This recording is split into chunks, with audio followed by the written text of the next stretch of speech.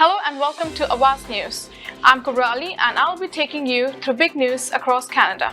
Ontario to pay parents up to $250 per child to catch up in school. Most grade 9 students are failing to meet provincial math standard, EQAO results show. 2 people in hospital after being shot in car in Vaughan.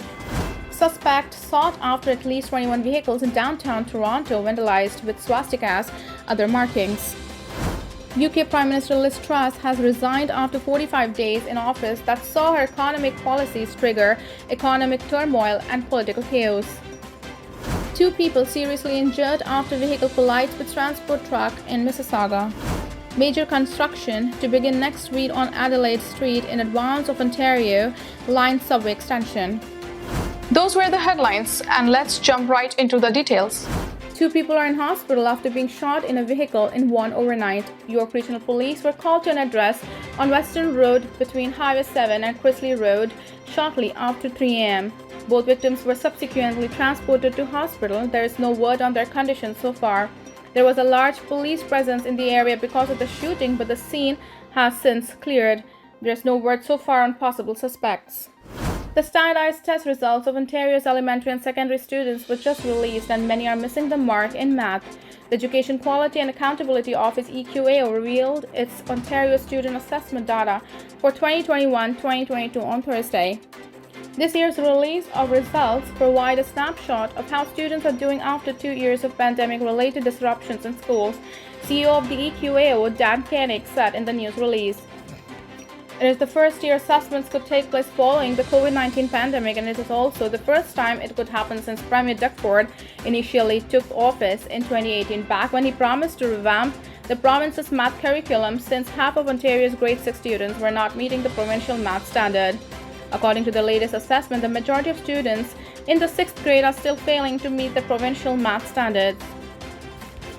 Over 600,000 elementary and secondary school students from across the province completed the tests, and according to the arm's length government agency, less than half of the grade 6 students, a total of 47%, met the provincial standard in a subject.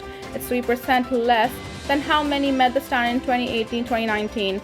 59% of grade 3 students met the province's mathematical standard, while 52% of grade 9 students did, which is an over 20% drop from the 75% who met the standard in 2018-2019. However, EQAO notes it is also the same year when grade 9 academic and applied results for that year combined.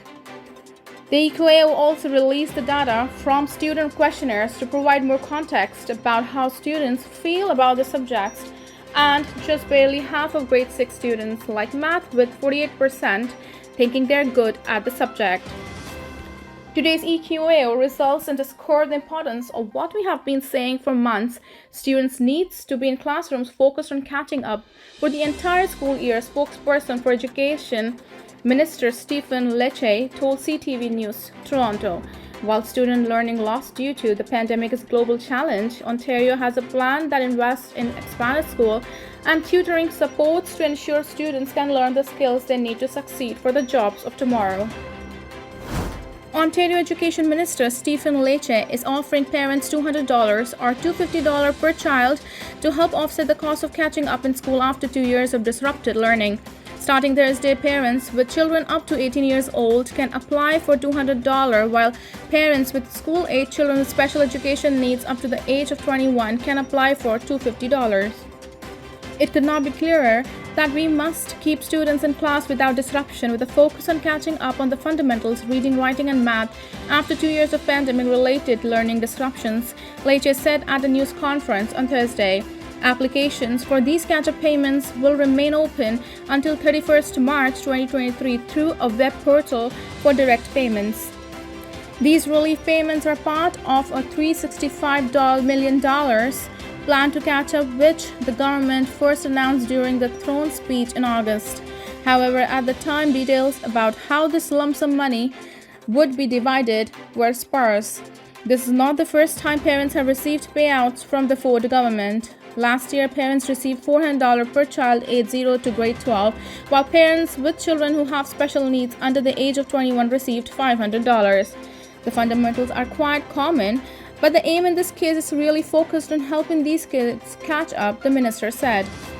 Leche also addressed new data on 2021-2022 Education Quality and Accountability Office (EQAO) results released Thursday showing most grade 6 students are failing to meet provincial math standards, with only 47% passing the test.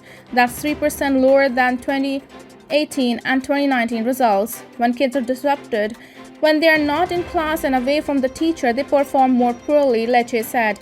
To address the failing grades in math, the government is deploying math action teams to underperforming school boards and making a grade 9 online math course accessible. Leche said schools will also begin screening students' reading levels for those in the second year of kindergarten to grade 2 and start regularly reviewing the curriculum to ensure that it is in line with skills needed in the workforce. When first introduced, the tutoring program garnered response from critics claiming that the money would be better suited going towards the public education system instead of handed out to private companies. For students are critical, but our government recognizes, and we've always believed, that parents play a critical role in the life and success of a child. And that's why I am so pleased to announce on behalf of the Premier and government that starting today, parents across Ontario can apply for Ontario's catch-up payments.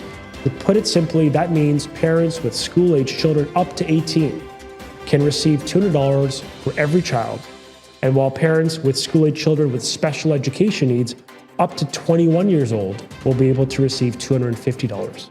Families can apply today online for catch-up payments through ontario.ca/catch-up payment. British Prime Minister Liz Truss resigned Thursday after just 6 weeks in office following a disastrous and rapidly reversed economic plan that sent the pound plunging and her government into chaos. Having been formally appointed by Queen Elizabeth II on September 6, just days before the monarch's death, Truss is now by far the shortest-serving Prime Minister in British history and will be remembered as one of the most calamitous. The previous holder of this record, George Canning, lasted 119 days in the early 19th century. Truss announced her resignation after 44 days.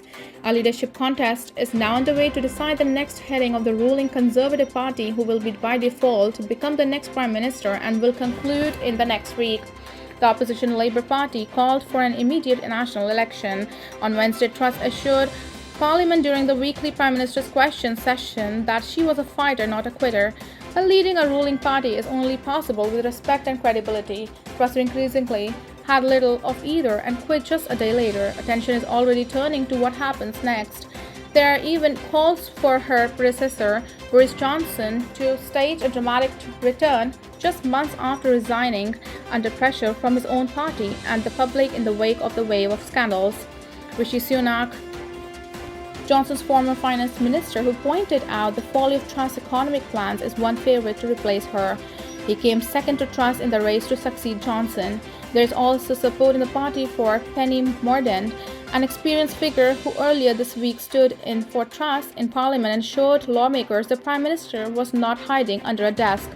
But with no clear successor waiting in the wings, there could be more uncertain days ahead. I came into office at a time of great economic and international instability. Families and businesses were worried about how to pay their bills.